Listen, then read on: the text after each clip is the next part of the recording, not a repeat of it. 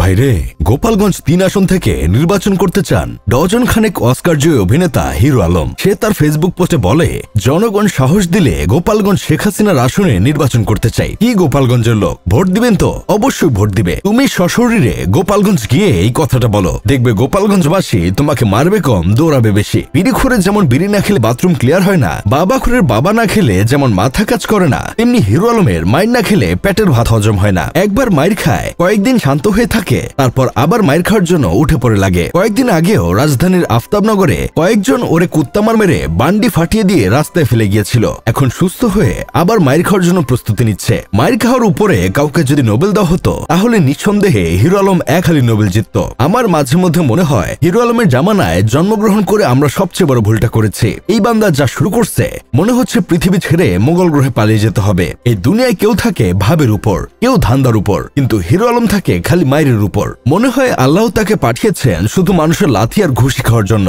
বাংলাদেশের জনগণ হিরো আলমকে মানুষ না, ফুটবল মনে করে ফেলেছে। ফুটবল দেখলে যেমন পায়ের তালু চুলকায় লাথি মারার জন্য, তেমনি হিরো আলমকে দেখলেই সবার হাতে যেন অজানা চুলকানি শুরু হয়। কে আগে গিয়ে একটা ঘুষি দিবে? আপনারা হয়তো মনে মনে ভাবছেন আমি বাড়িয়ে বলছি। দেখেন ভাই, আমি মোটেও বাড়িয়ে বলছি না। অতীতের ঘটনাগুলোর দিকে একটু তাকান। হিরো আলম বগুড়া নির্বাচন করলো, সেখানে কুত্তা মাইর খেলো। ঢাকার গুলশানে নির্বাচন করলো, সেখানেও রাস্তায় কবির সিং এর মতো দৌড়ালো আর মাইর খাইলো। রবীন্দ্রসঙ্গীত গাইলো, ডিবি ধরে নিয়ে গিয়ে উট পাখির ডিম থেরাপি দিল। আওয়ামী লীগের সাবেক সাধারণ সম্পাদক ওবায়দুল কাদের আর সাবেক সিসি কাজী হাবিবুল আওয়ালের বিরুদ্ধে মামলা করতে গিয়েছিল, সেখানেও পিটুনি খেয়ে কাবাব হয়ে গেল। কান ধরে উঠবস করলো, পাশে পুলিশ দাঁড়িয়েছিল, কেউ হিরো আলমের দিকে ফিরেও তাকালো না। যেন পুরো দেশের একটাই নিয়ম, হিরো আলম মার খাবে, আমরা তাকিয়ে দেখব।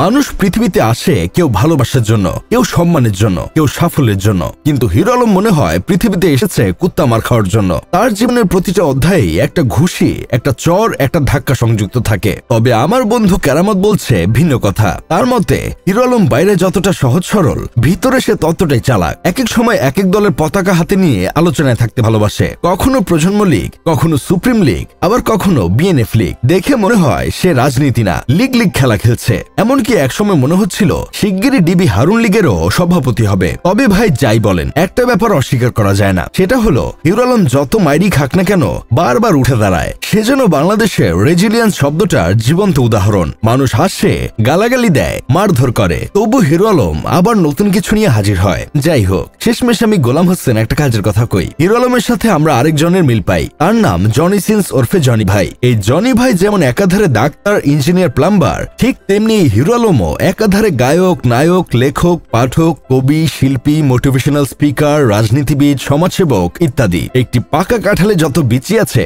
তার চেয়ে বেশি আছে হিরো আলমের যোগ্যতা এবং অভিজ্ঞতা। কাঁঠালের বিচি যেমন আঠার মতো লেগে থাকে, তেমনি হিরো আলমও সারা বছর সবার সাথে আঠার মতো লেগে থাকেন। কখনো গান গেয়ে শিল্পী টুট মেরে দেন, আবার কখনো বই লিখে লেখকদের 14টা বাজিয়ে দেন।